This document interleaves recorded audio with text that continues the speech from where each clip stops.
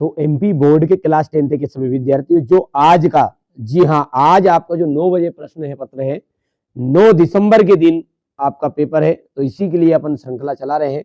और ये प्रश्न पत्र में से 100% श्योर समझिए कि आपका 40 से 45 नंबर का फंसने वाला है। ठीक है, चलिए शुरू करते हैं, जल्दी से रट के चले जाइएगा और बीच में मैं आपको पूरी एकदम ओरिजिनल चीज बता दूंगा। नवाब साहब ने खीरे की फाकों का क्या किया? नवाब साहब ने खीरों की फाकों को खिड़की से बाहर फेंक दिया था। वाच्य जो होता है वो 3 तरह का होता है, कृतवाच्य, कर्मवाच्य और भाववाच्य। बाबूजी जो है वो पाठ करते थे, तो बाबूजी रामायण का पाठ करते थे। प्रगतिवाद के कवि है, तो प्रगतिवाद के कवि आपके रामधारी सिंह दिनकर। विनय पत्रिका के कवि का क्या नाम है? विनय पत्रिका तुलसीदास है, कवितावली, दोहावली, ये सब के रचनाकार कौन है? तुलसीदास है। वीर रस का स्थायी भाव, वीर रस का स्थायी भाव है आपका, ठीक है, उत्साह। वीर रस का क्या है? उत्साह। बाकी जो है ये भयानक का है, रति श्रृंगार का है, क्रोध जो है रौद्र रस का है। ठीक है, चलिए आगे बढ़ते हैं, रिक्त स्थानों को समझते हैं। कर्तवाच्य में जो क्रिया होती है वो किसके अनुसार अपना रूप बदलेगी? तो कर्ता के अनुसार बदलेगी। भोलानाथ का असली नाम अभी मैंने बताया ऊपर, कहीं ध्यान रहा हो तो, कि जो पिताजी थे भोलानाथ को प्रेम से भोलानाथ कहते थे, लेकिन उसका असली नाम क्या था? तारकेश्वर नाथ। सूरदास जी के जो गुरुजी है वो गुरु कौन थे सूरदास के? वल्लभाचार्य है। ठीक है, कौन सा? वल्लभाचार्य जी उनके गुरु थे, ध्यान रखिएगा है। और सुर सागर के रचिता कौन है? हमारे सूरदास जी है, ये भी आता है। अगला देखिए, सोरठा जो छंद होता है, सोरठा छंद में 4 चरण होते हैं। सोरठा छंद में कितने चरण होते हैं? 4। ध्यान दीजिएगा, है ना। कभी कभी एग्जाम में ऐसा पूछ लेता है ये कि दोहा छंद का उल्टा छंद कौन सा है? तो दोहा का उल्टा है सोरठा। दोहा तो आपने सुनी होगा, अपन सारे चीज देखते हैं, जैसे कि श्री गुरु चरण सरोज रज निजमन मुकुर सुधार भरनो रघुवर विमल जसु जोदायक फल 4। ठीक है, ये जो इस तरह का है ये क्या है? आपका दोहा है। और दोहा का उल्टा होता है सोरठा। ठीक है, अब ये एक चीज और आती है एग्जाम में कि जो दोहा छंद है उसमें टोटल कितनी मात्राएं होती है? तो दोहा छंद में टोटल 24 मात्राएं होती है। कितनी मात्राएं होती है? टोटल 24 होती है। कितनी? 24। और प्रथम और तृतीय चरण में, तो प्रथम और तृतीय चरण में 13 मात्रा, और दूसरे और चौथे चरण में 11 मात्राएं होती है। तो ये यहाँ से जो टॉपिक है यहाँ से आपका 1 नंबर पक्का कर देगी। श्रृंगार रस का स्थायी भाव क्या है? श्रृंगार रस का स्थायी भाव है रति। सारी चीजें पीडीएफ के थ्रू भी प्रोवाइड करा दूंगा। वार्षिक परीक्षा के लिए जो बच्चा जुड़ना चाहता है, अर्धवार्षिक के साथ ऑफर चल रहा है, उनको अर्धवार्षिक की पीडीएफ भी मिल जाएगी और वार्षिक की पीडीएफ भी मिल जाएगी। मात्र 200 रुपीज का अपना शुल्क है, जिसमें मैं आपको अर्धवार्षिक की भी सारे विषयों की पीडीएफ प्रोवाइड करवा दूंगा। और वार्षिक के लिए 6 तरह के मॉडल पेपर अपन जारी कर रहे हैं। देखिए, आप जैसे देखिए, मेन चीज ये है कि आपको अर्धवार्षिक में केवल अच्छे नंबर प्राप्त करने से कुछ नहीं होगा। ठीक है, वार्षिक में यदि आप, अर्धवार्षिक से तो कुछ होना जाना नहीं, भले 75 के 75 नंबर ले आओ, वार्षिक से रिजल्ट बनेगा। जिन बच्चों को जुड़ना है जुड़ सकते हैं। मात्र 200 रुपीज का ऑफर चल रहा है। वार्षिक के आपका परीक्षा होने तक का ये शुल्क है। मैं पूरी तैयारी कराऊंगा, पूरा गाइडेंस दूंगा, 6 तरह के मॉडल पेपर दूंगा। जिन बच्चों को जुड़ना है वो अर्धवार्षिक का फ्री ऑफ फंड मिल जाएगा उसमें, और वार्षिक के लिए जुड़ जाएगा। कई अंकों वाली रचना। ठीक है, अच्छा, नेताजी की जो मूर्ति है, यहां से देख सकते हैं, नेताजी की जो मूर्ति है वो किसकी बनी थी? संगमरमर की बनी थी। ठीक है, कई अंकों वाली रचना, कई अंकों वाली रचना होती है नाटक। क्या होती है? कई अंकों वाली रचना नाटक होती है। आदमी जात का आदमी, पतितों के देश में, प्रत्येक की यदि आप संधि विच्छेद करोगे तो प्रति धन 1 आंसर आएगा। मैया, मैया जो है वो कड़वा तेल लगाती थी। ठीक है, योग का संदेश, योग का संदेश कौन लेकर आए थे? तो उद्धव जी लेकर आए थे। और ध्यान रखेगा एग्जाम में आता कि कड़वी ककड़ी सा क्या लगता है। अब जो उद्धव जी योग का संदेश लेकर आए थे ना, वो बहुत बेकार लग रहा था। ठीक है, ऐसा मन कर रहा था कि उठा के 2-4 जूते रख दे।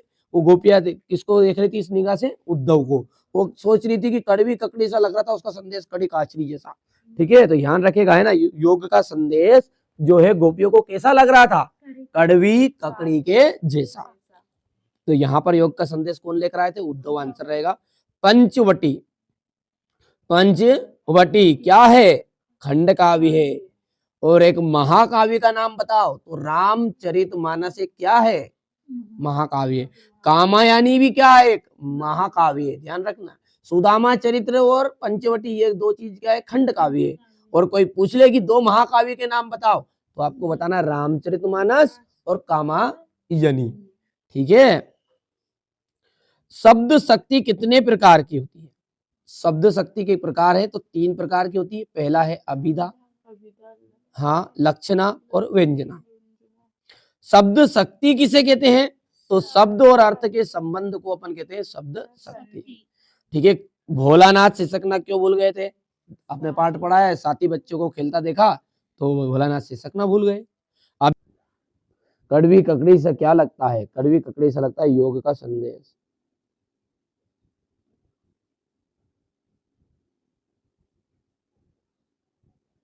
वात्सल्य रस के अलावा रसों की संख्या कितनी मानी गई? 9, यानी कि 9।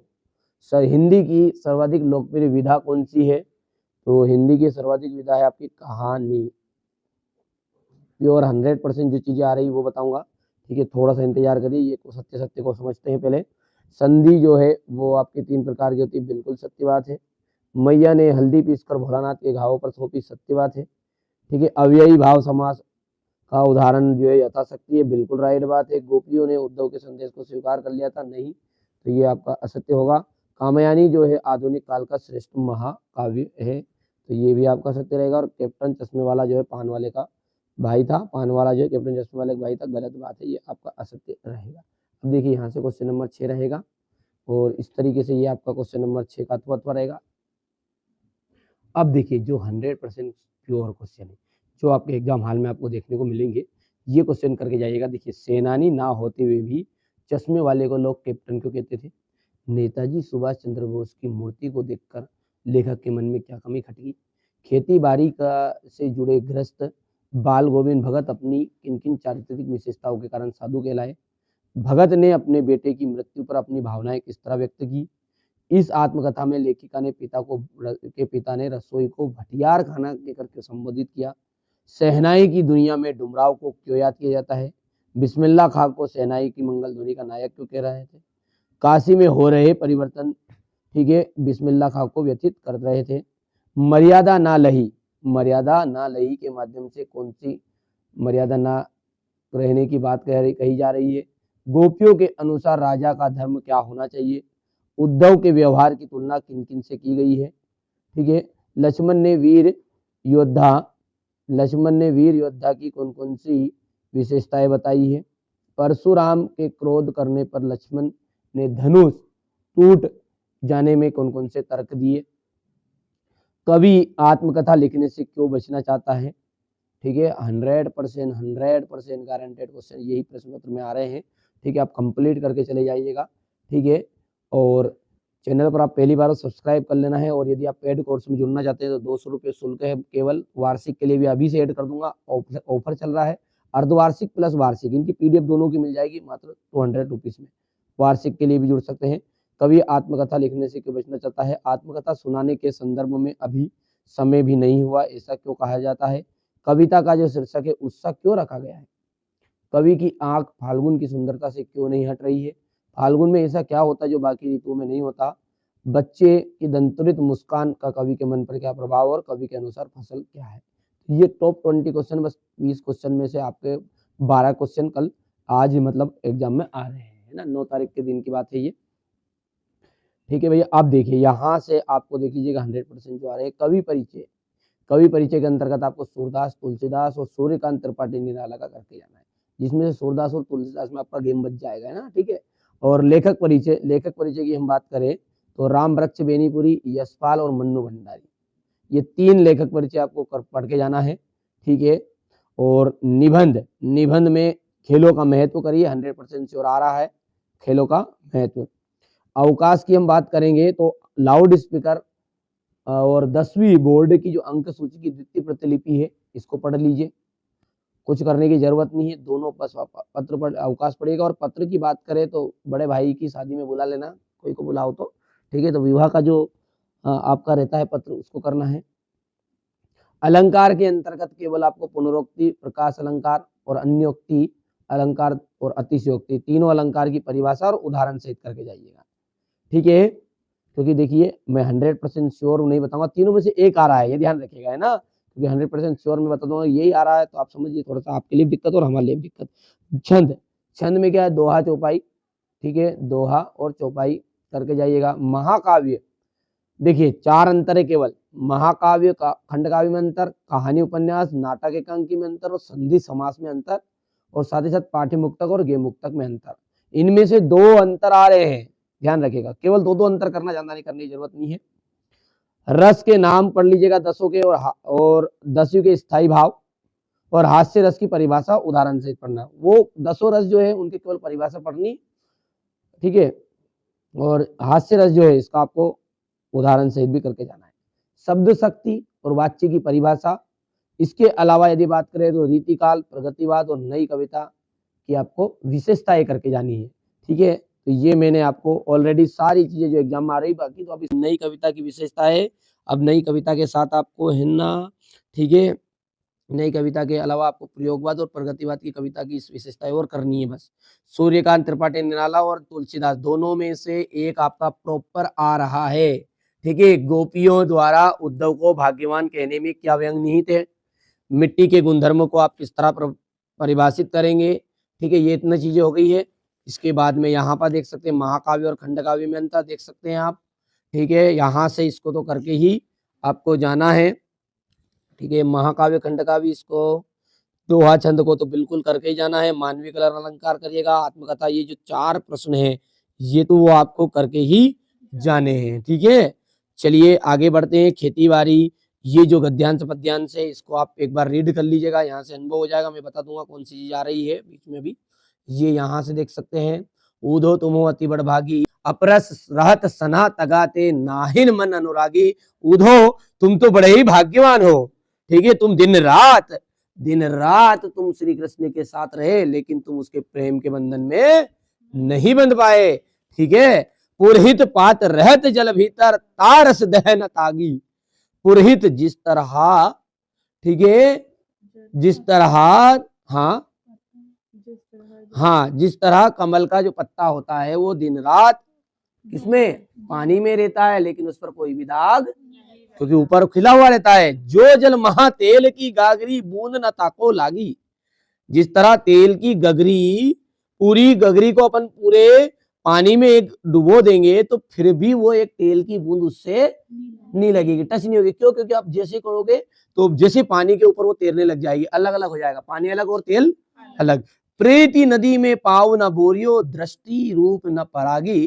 तुमने प्रेम की नदी में पैर डुबाया भी नहीं है और तुम्हारी दृष्टि तो प्रेम के बंधन में बंदी भी नहीं है। सूरदास अबला हम भोरी, गुरु चाटी जो पागी। सूरदास जी कहते हैं कि हम तो, कौन कह रही है आगे, सूरदास जी कहते हैं कि आगे गोपियां कहती है कि हम तो क्या भोली भाली अबला नारी है, वो जिस तरह चीटियां जो होती गुड़ में लिप्त हो जाती, उसी तरह हम श्री कृष्ण के प्रेम के बंधन में बंधे हुए हैं। करके जाइएगा कंप्लीट 100%, ठीक है। नाथ संबुधनु भंज निहारा, होयऊ एक कहूं एक दास तुम्हारा। हे भगवान, जिसने भी ये शिव धनुष तोड़ा है, कहाँ की बात चल रही है, राम लक्ष्मण परशुराम संवाद आपके पाठ दिया गया है, इसके रचिता कौन है, राम लक्ष्मण परशुराम संवाद के रचिता कौन है, तुलसीदास जी है, ठीक है। तो ये राम लक्ष्मण परशुराम संवाद से ये पाठ लिया गया है और इसके रचिता हमारे तुलसीदास जी। तो व्याख्या जब करोगे तो क्या बोलोगे, ध्यान से करना है, करके जाइएगा, है ना। तो नाथ संबुधनु भंज निहारा, होयऊ केहू एक दास तुम्हारा। हे भगवान, जिसने भी शिव का धनुष तोड़ा है वो कोई आपका एक दास ही होगा। आयसु कहा कि नहीं किन मोही, आयसु ने आज्ञा दीजिए, उसके लिए क्या आदेश है। सुनी रिसाई बोले मुनि कोई, ऐसी बातें सुनकर मुनि और क्रोध से बोले। यहां पर राम भगवान ने क्या कहा, जब क्रोध ज्यादा कर रहे थे ना परशुराम जी, तो भगवान राम ने कहा कि भगवान जो है परशुराम जी, हे मेरे भगवान, जिसने भी भगवान शंकर का शिव धनुष तोड़ा है वो कोई आपका एक दास ही होगा या है। ठीक है, आज्ञा दीजिए उसके लिए क्या आदेश है। ऐसी बातें सुनकर मुनि और क्रोध से बोले, सेवक सो जो करे सेवकाई। सेवक सो जो करे सेवकाई। सेवक तो वो होता है जो सेवा करता है। अरि करनी करी करही लड़ाई, इसने तो क्या की है, मुझसे युद्ध करने का काम किया है। सुनहु राम जय शिव धनु तोरा, सहस भाव सम रिपु मोरा। सुनो राम, जिसने भी ये शिव धनुष तोड़ा है वो सहस्त्र भावों की तरह मेरा दुश्मन है। ठीक है, तो सुनहु राम जय शिव धनु तोड़ा, सहस्त्र भाव सम रिपु मोरा। जिसने भी शिव का ये धनुष तोड़ा है, सुनो राम, वो मेरा क्या है, सहस्त्र भावों की तरह दुश्मन है। सो बिलगाई बिहाई समाजा, नाता मारे जय सब राजा। सुनो, जितने भी समाज के राजा महाराजा यहाँ बैठे हुए हैं, वो उसको बता दो जिसने भी शिव का धनुष तोड़ा है, नहीं तो जितने भी राजागण हैं उनको सभी को मैं मार डालूंगा। कौन कह रहे हैं ये बात? परशुराम जी कह रहे हैं। सुनी मुनि वचन लखन मुस्काने। सुनी मुनि वचन, किसके वचन सुनकर? मुनि के वचन सुनकर लखन जी क्या कर रहे हैं? मुस्कुरा रहे हैं। ठीक है, और बोले परशु धरई अवमाने, और उनके परशुराम जी को अपमान करते हुए बोलते हैं। बहु धनुही तोरी लड़िकाई, कबहू नर सिरीस की नहीं गोसाई। यानी कि बालपन में तो हमने ऐसे कई धनुतड़ी तोड़ दी, कई धनुष तोड़ दिए बालपन में, तो तब तो पहले आपने कभी भी क्रोध नहीं किया। ठीक है, यही धनु पर ममता कही के तू हेतु। इस धनुष पर ऐसी कौन सी ममता है जो आप इतना गुस्सा हो रहे हो, इतना क्रोध हो रहे हो। सुनी रिसाई कहा भृगुल कुल केतु। ऐसी बातें सुनकर परशुराम जी, अब जब कोई व्यक्ति ऐसे बात करे तो उन्हें कहा, अब वो क्रोध में तो थे ही सही, और ऊपर से कह रहे हैं लक्ष्मण जी गुस्सा दिलाने के लिए कि भाई साहब और हंस दिए। अब कोई व्यक्ति क्रोध में रहे और अपन हंस दो वहां, फिर देखो बिल्कुल है ना, फिर युद्ध छिड़ जाए। तो ऐसा कैसा इसमें भी हो रहा है। ठीक है, वो कह रहे कि ऐसे धनुष तो हमने बालपन में खूब तोड़ दिए। ठीक है, तो इस तरह आप समझ गए कि जो बालपन में हमने बहुत सारे ऐसे तो धनुतड़ी तोड़ दी, जब तो कभी आप कभी क्रोध नहीं हुए। इस पर ऐसी कौन सी ममता थी, ऐसा कैंसर लगा हुआ गया इस धनुष पे कि तुम इतने क्रोधित हो रहे हो। और ऐसी बातें सुनकर और परशुराम जी क्रोध से बोले, रे नृप बाल काल बस बोलत तोहिन संभार, धनु ही सम त्रिपुरारी धनु विदित सकल संसार। हे बालक, तू क्या काल के बस में होकर बोल रहा है? तेरी जवान पर नियंत्रण नहीं रहा। ठीक है, तू नहीं जानता, ये सारा जगत जानता है कि ये धनुष कोई साधारण धनुष नहीं था। किसका धनुष था? भगवान शंकर का धनुष था। ठीक है, इस तरीके से ये प्रचार का अवकाश आपको करना है।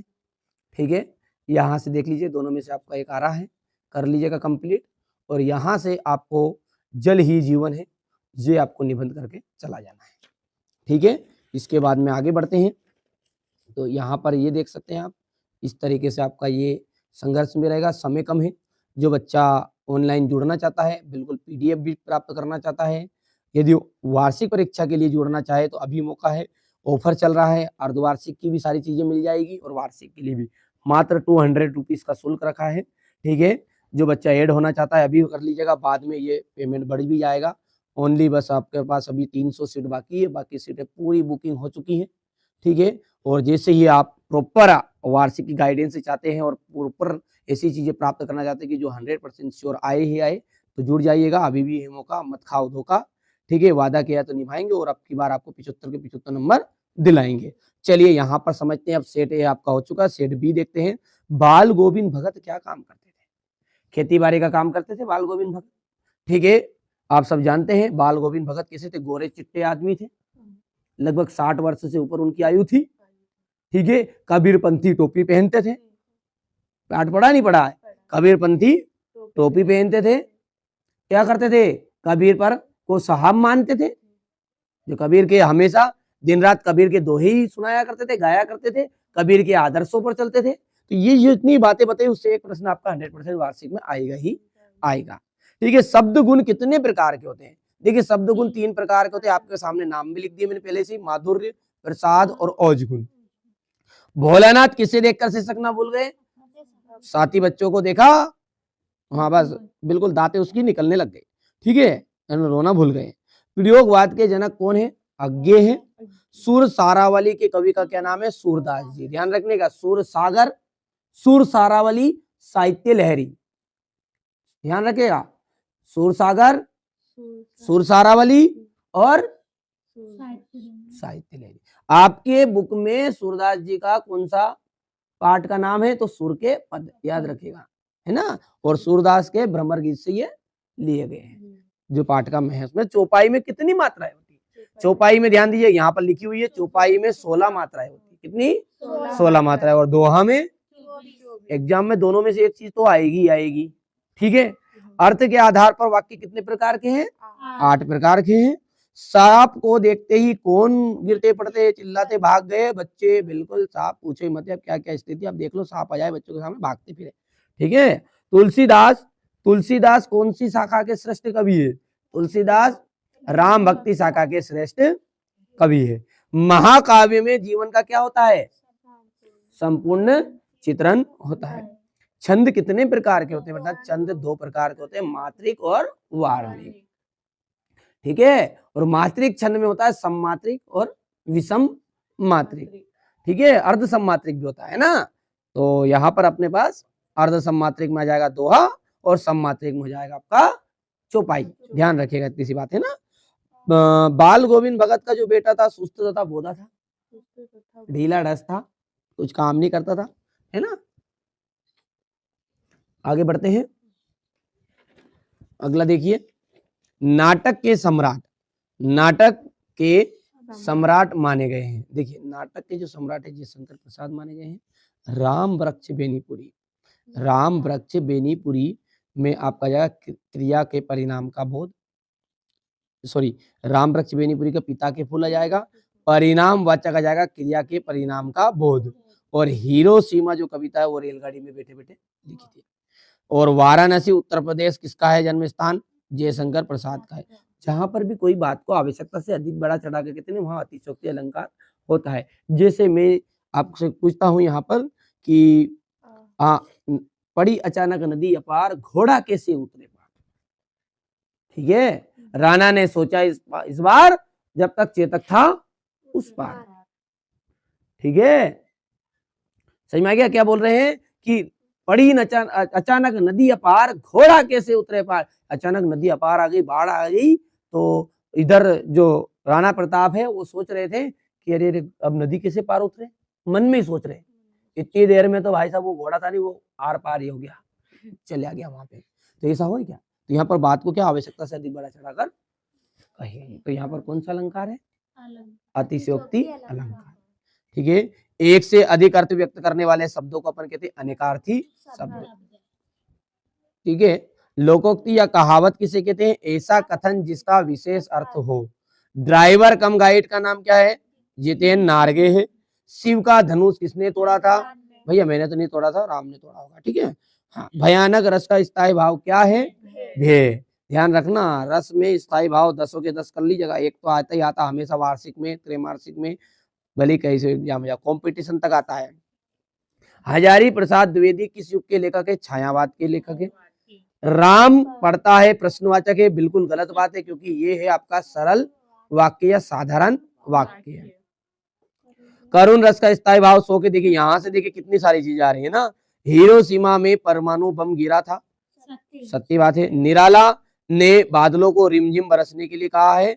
अरे भैया उसने कहा था गरजने के लिए, बरसने के, रिमझिम बरसने के लिए, फिस फिस फिस फिस मत बरसो, धड़ाधड़ कूटो पानी को, है ना, ऐसा बोल रहे थे। चलिए आगे बोलते हैं। चौपाई छंद में 24 मात्राएं होती है। अभी अपन ने पढ़ा है चौपाई छंद में तो 16 मात्राएं होती है। दोहा में कितनी होती है? 24 है दोहा में, ठीक है। और चौपाई में 16 है, ठीक है, ध्यान रहेगा। हाँ बोलो। बाल गोविंद भगत ग्रस्त नहीं थे। भैया ये गलत बात है, वो ग्रस्त थे, गृहस्थी वाले थे। उनका बेटा था, तो गृहस्थी मतलब होता है जिनकी पति पत्नी रहती है, जिनके बाल बच्चे रहते हैं, उन्हें बोलते गृहस्थी। साधु का मतलब है जिनकी पत्नी पत्नी, हाँ, नंगा नवाब किला पे घर, ठीक है, उसको कहते हैं अपन साधु, ठीक है, तो ग्रस्त नहीं होते। हाँ, और भगत अपने बेटे की मृत्यु पर कौन कौन सी भावनाएं व्यक्त की, बिस्मिल्लाह खा के व्यक्तित्व की विशेषताएं बताइए। हलदार साहब पहले मायूस क्यों हो गए, यहाँ से देख सकते हैं, ये हो गया राम रक्षी बेनीपुरी और यशपाल का, ठीक है। यहाँ पर अपन आगे बढ़ते हैं तो यहाँ पर अक्ल अक्ल पर पत्थर पड़ना है ना, बच्चे के माता पिता के प्रति प्रेम अभिव्यक्त करते हैं। ये क्वेश्चन आंसर देख सकते हैं, स्क्रीनशॉट ले लेना फटाफट फटाफट और जल्दी सटासट याद कर लेना जितना हो सके ना, ठीक है। अभी मैं बताऊंगा आपको जो चीजें करके ही जानी है एग्जाम में, जो बच्चा वास्तव में नंबर चाहिए एनुअल एग्जाम के लिए अभी भी है मौका, मत खाओ धोखा, वादा किया है तो निभाएंगे और 75 के 75 नंबर आपको वार्षिक परीक्षा में भी दिलाएंगे। 85% से ऊपर जिन बच्चों को बनवानी है, केवल पास होना है तो मैं जो 2-3 मॉडल पेपर दूंगा उनको कर लेना, वार्षिक में पास हो जाओगे। 60 बनानी है तो 4 मॉडल पेपर कर लेना है, 85 बनानी तो 6 मॉडल पेपर दूंगा, और 90 से ऊपर जाना है तो 6 मॉडल पेपर के अलावा हर चैप्टर से टॉप 20 क्वेश्चन दूंगा, उनको कवर कर लेना है। सारी चीजें मिल जाएगी, मात्र 200 रुपये शुल्क रखा है, आप कॉल कर लीजिएगा, ऑफर भी रहेगा तो कम ज्यादा हो जाएगा, यदि ऑफर बाद में निकल गया तो आपका शुल्क बढ़ जाएगा, है ना। जितने भी बच्चे जुड़ना चाहते हैं जुड़ सकते हैं, नहीं है तो यूट्यूब पे जितना मिलना उसमें संतुष्टि प्राप्त करिए। यहाँ पर इतनी चीजें हो गई हैं, 2 चीजें आपकी हो गई है। अब ये तीसरा चीज है पढ़ने से पहले, ठीक है, ये अपन पढ़ने से पहले क्या करते हैं, उन चीजों को देख लेते हैं जो 100% श्योर आपके एग्जाम में आ रही है। देखिए जो भी चीजें मैं बता रहा हूँ ना, आपको प्रॉपर 100% आपको उनको चीजों को करके जानी है। पूरे के पूरे क्वेश्चन जो बता रहा हूँ एग्जाम हॉल में आपको देखने को मिलेंगे। ऑल एमपी में जो चीजें आ रही है वही चीजें मैं बताऊंगा, ठीक है। यदि हम बात करें कवि परिचय की, कवि परिचय ध्यान देना है, ठीक है, और दोस्तों के साथ शेयर कर दीजिएगा बिल्कुल। एक इस वीडियो के अलावा कोई दूसरी चीज पढ़ने की जरूरत ही नहीं, मैंने पहले ही बता दिया था आपको। सूरदास याद करके चले जाइएगा, तुलसीदास और सूर्यकांत त्रिपाठी निराला,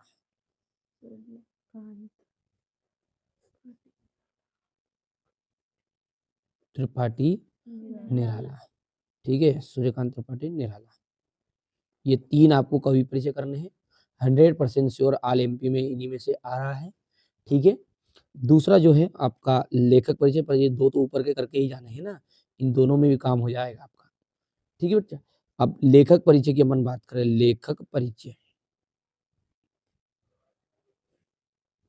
परिचय के अंतर्गत आपको राम वृक्ष बेनीपुरी का करना है, राम वृक्ष बेनीपुरी, ये करिएगा आप राम वृक्ष बेनीपुरी का। और दूसरा आपको यशपाल का करना है और मन्नू भंडारी, बस 3 करने हैं। और इनका मैंने प्रॉपर वीडियो पहले से बना दिया है, चैनल पर जाइएगा, डिस्क्रिप्शन में लिंक डाल दूंगा, सारी चीजें मिल जाएगी। जिन बच्चों को नहीं भी मिल रहा है तो आप एक बार कॉल कर दीजिएगा नंबर पर, हाँ आपको सारी चीजों में ऐड भी कर लूंगा। चलिए अब रही बात अवकाश की, निबंध की सबसे बड़ी समस्या रहती है बच्चों के साथ, निबंध कौन सा करना है, ठीक है। जीवन में खेलों का महत्व, क्या करना है आपको, खेलों का, बस एक निबंध बहुत है अभी का, खेलों का महत्व, यही करना है। 100% श्योर ये आ रहा है। अगली बात करें अपन अवकाश की, ठीक है। अवकाश और पत्र 2 चीज आती है आपको उसमें। तो अवकाश में आपको एक तो लाउड स्पीकर की करनी है, किसकी करोगे, लाउड स्पीकर, और एक आपको लाउड स्पीकर के साथ में करना है, ठीक है, आपकी जो 10वीं बोर्ड की द्वितीय प्रतिलिपि है, 10वीं बोर्ड की अंक सूची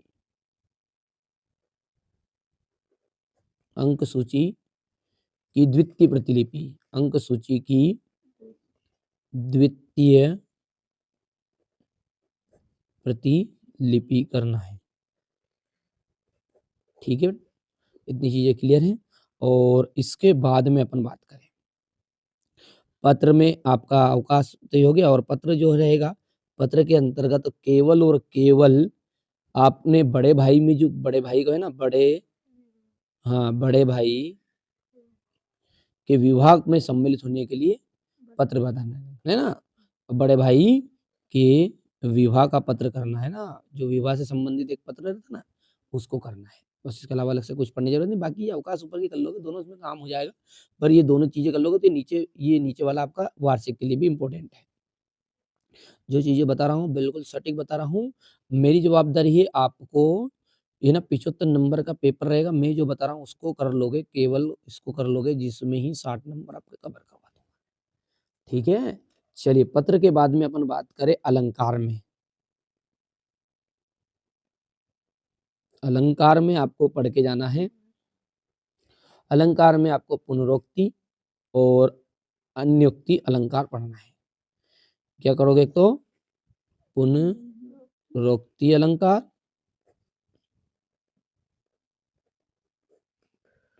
और अन्योक्ति। सिंपल है, कोई ज्यादा दिक्कत नहीं। और अतिशयोक्ति भी पढ़ लेना। अति है ना, अतिशयोक्ति अलंकार, वही 3 अलंकार पढ़ने हैं। छंद में आपको दोहा और चौपाई कुछ भी नहीं करना है। दोहा छंद की परिभाषा पढ़नी है और चौपाई की परिभाषा उदाहरण सहित पढ़नी है। दोहा और चौपाई ये तो 100% आ ही रहा है। ठीक है, सेट ए में आपको दोहा मिल जाएगा, बी में चौपाई मिल जाएगा, क्योंकि 2 तरह के प्रश्न पत्र आने के चांस है। जो गुप्त रूप से सूचना उसके अनुसार मैं बता रहा हूँ आपको। अंतर में आपको बस यहां से आप देखेंगे तो महाकाव्य, ठीक है, तो यहाँ पर देखिए महाकाव्य और खंड काव्य में अंतर। जो चीजें मैं यहाँ पर देख सकते हैं आप, ठीक है, जो बच्चे यहाँ पर कोचिंग के लिए मैं जो पढ़ा रहा हूँ ना, वही चीजें आपको भी बता रहा हूँ। जो ऑनलाइन बच्चे पढ़ रहे हैं प्रॉपर वही चीजें आपकी आएगी। इसके बाद में अपन बात करें, ठीक है, तो आपको महाकाव्य खंड काव्य हो गया है ना। अंतर में आपको कहानी और उपन्यास में अंतर करना है। कहानी एवं उपन्यास में अंतर, ठीक है, में अंतर करना है। नाटक एकांकी में अंतर करना है। ठीक है, संधि समास में अंतर कर देना है। संधि और समास में अंतर करना है। लोकोक्ति और मुहावरा, है ना। और ये नहीं करो तो आप ये तो जरूर करके जाइएगा। ठीक है, आप कहोगे नाटक और एकांकी संधि और समास में हो गया, लोकोक्ति और मुहावरे में अंतर। वैसे 3 अंतर आप कर लोगे। पाठ्यमुक्तक और गेय मुक्तक में अंतर करना है। इसमें पाठ्यमुक्तक और गेय मुक्तक में अंतर करना है। ठीक है, प्रॉपर बता रहा हूं मैं, तो ये चीजें कर लो जिसमें आपका बिल्कुल 60 नंबर पक्के हैं। एक चीज आएगी आपकी रस से संबंधित, रस की परिभाषा करके जाइएगा और रस के स्थायी भाव। बस 10 के नाम, 10 रसों के नाम कर लेना और स्थायी भाव कर लेना, बस काम हो गया। इसमें बहुत ज्यादा चीज करने की जरूरत नहीं है। ठीक है, और हास्य रस की परिभाषा उदाहरण सहित करके जाना है। हास्य रस, ओनली हास्य रस पढ़ जाना, बस कोई ज्यादा चीज पढ़ने की जरूरत नहीं है, काम बन जाएगा। ठीक है, अच्छा अब एक चीज आपकी शब्द शक्ति जो है, शब्द शक्ति इसकी परिभाषा आपको करनी है केवल। ठीक है, ये 3 प्रकार का होता है शब्द शक्ति, इसके प्रकार भी कर लीजिएगा, हो गया। और वाच्य, शब्द शक्ति और वाच्य की परिभाषा पढ़ के जानी है। इतनी चीजें क्लियर है। ये तो हो गई आपकी व्याकरण से संबंधित पूरी प्रॉपर चीज मैंने यहाँ पर बता दी। अब अपन बात करते हैं क्वेश्चन आंसरों की, कौन कौन से आ रहे हैं 100%। इसके बाद में आपको केवल और केवल रीतिकाल की विशेषता करनी है और आपको करनी है प्रगतिवाद और नई कविता, इसकी विशेषताएं करके जानी है। ठीक है, 3 चीजें ये, बाकी चीजें आते जाता है तो याद होती है बच्चों को, है ना।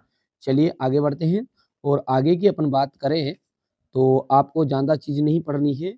ये जो आपका क्षितिज से ये ऊदो बड़भागी वाला है ना, इसको करके जाइएगा। ठीक है, जो वेतन बता रहा हूँ उसको ध्यान से देख लीजिए। आपको कोई ज्यादा चीजें करने की जरूरत नहीं है। ठीक है, इसके बाद में ये राम लक्ष्मण परशुराम संवाद से संबंधित ये है ना, ये क्वेश्चन आपको देख लीजिएगा, ये कर लीजिएगा। ठीक है, चलिए इसके बाद में ये उज्जवल गाथा कैसे गाऊं, मधुर चांदनी रातों की खिलखिला कर हंसने वाली उन बातों की। क्या और हम बात करें आगे की, तो ये दंतुरित मुस्कान वाले से आपको करके जानी, बस इतनी सी चीजें करनी है। ये हो गया यहाँ से गाइडेंस, बिल्कुल ठीक है आपका। आगे बढ़ते हैं, चलिए अब क्वेश्चन आंसर जो आ रहे हैं उनको देखते हैं। सेनानी ना होते हुए भी चश्मे वाले को लोग कैप्टन क्यों कहते थे? नेताजी सुभाष चंद्र बोस की मूर्ति को देखकर लेखक के मन में क्या कमी खटकी? खेती बाड़ी, ये बाड़ी लिखा गया है, खेती बाड़ी है ये। खेती बाड़ी से जुड़े ग्रस्त बाल गोविंद भगत अपनी किन किन चारित्रिक विशेषता के कारण साधु कहलाते थे? बाल गोविंद भगत है, उनने बेटे की मृत्यु पर अपनी कौन कौन सी भावनाएं व्यक्त की? इस आत्मकथा में लेखिका के पिता ने रसोई को भटियार खाना क्यों कहकर संबोधित किया? शहनाई की दुनिया में डुमराव को क्यों याद किया जाता है? बिस्मिल्लाह खान या बिस्मिल्लाह खां को शहनाई की मंगल ध्वनि, ये यहाँ पर ध्वनि है, ठीक है, मिसप्रिंट हो गया है, ध्वनि का नायक क्यों कहते हैं? आप प्रश्न समझिए, मैंने जल्दी जल्दी में ये, ठीक है, टाइप किया था, तो बोल बोल कर टाइप किया जल्दी जल्दी, तो गलती हो गई है ना। बिस्मिल्लाह खां को शहनाई की मंगल ध्वनि, ध्वनि का नायक क्यों कहा जाता है? काशी में हो रहे परिवर्तन बिस्मिल्लाह खां को व्यथित क्यों कर रहे हैं थे? और कौन कौन से परिवर्तन थे जो व्यथित कर रहे थे? और मर्यादा ना लही के माध्यम से कविता कवि मर्यादा के कौन सी मर्यादा ना रहने की बात कही जा रही है? गोपियों के अनुसार राजा का धर्म क्या होना चाहिए? उद्धव ने के व्यवहार की तुलना किन किन से की गई है? लक्ष्मण ने वीर योद्धा की कौन कौन सी विशेषताएं बताई है? परशुराम के क्रोध करने पर लक्ष्मण ने धनुष टूट जाने के लिए कौन कौन से तर्क दिए? कवि आत्मकथा लिखने से क्यों बचना चाहता है? आत्मकथा सुनने के संदर्भ में अभी समय भी नहीं हुआ, कवि ऐसा क्यों कहता है? कविता का शीर्षक उत्साह क्यों रखा गया है? कवि की आंख जो है फाल्गुन की सुंदरता से क्यों नहीं हट रही है? और बच्चों की दंतुरित मुस्कान का कवि के मन पर क्या प्रभाव पड़ा है? और अंतिम है बस आपका कि फसल क्या है कवि के अनुसार। बस ये सारी चीजें मैंने आपको प्रोवाइड करने की कोशिश कर दी है, ठीक है। यहाँ से आप देख सकते हैं मैंने आपको सेट सी ये प्रोवाइड अभी बचा हुआ है। इसके पहले मैंने आपको यहाँ से हम देख सकते हैं, तो ये सेट बी और सेट ए, ठीक है, ये सेट ए और यहाँ पर ये सेट बी, दोनों चीजें मैंने प्रोवाइड करा दी है, ठीक है। अब ये सेट सी है, इसको आप थोड़ा सा रीड कर लीजिएगा क्योंकि वीडियो लंबा बन गया है, इसलिए यहाँ से देख सकते हैं। जल्दी जल्दी अपन कर लेते हैं फास्ट रिवीजन जस्ट 2 मिनट में। नेताजी की मूर्ति पर चश्मा कौन लगाता है? तो नेताजी की मूर्ति पर चश्मा लगाता था कैप्टन चश्मे वाला। दूध का दूध पानी का पानी का अर्थ होता है सही न्याय करना। साना सानी हाथ जोड़ी की रचना किसकी? माधो कांकरिया जी की है। माधो कांकरिया की रीतिकाल की जो समय अवधि वो मानी गई है कितनी? 1643 से 1843 तक। युगधारा किसकी रचना है? नागार्जुन की है। और एक से अधिक बार आवृत्ति हो वहां कौन सा अलंकार होगा? तो पुनरोक्ति प्रकाश अलंकार होगा। पंचवटी में कौन सा समास है? पंचवटी में आपका द्विगु समास। खटाओ भारत का क्या कहा जाता है? स्विट्जरलैंड कहा जाता है। जयशंकर प्रसाद की आत्मकथ्य कविता हमारी पाठ्य पुस्तक में संकलित है। कामयानी क्या है? एक महाकाव्य है।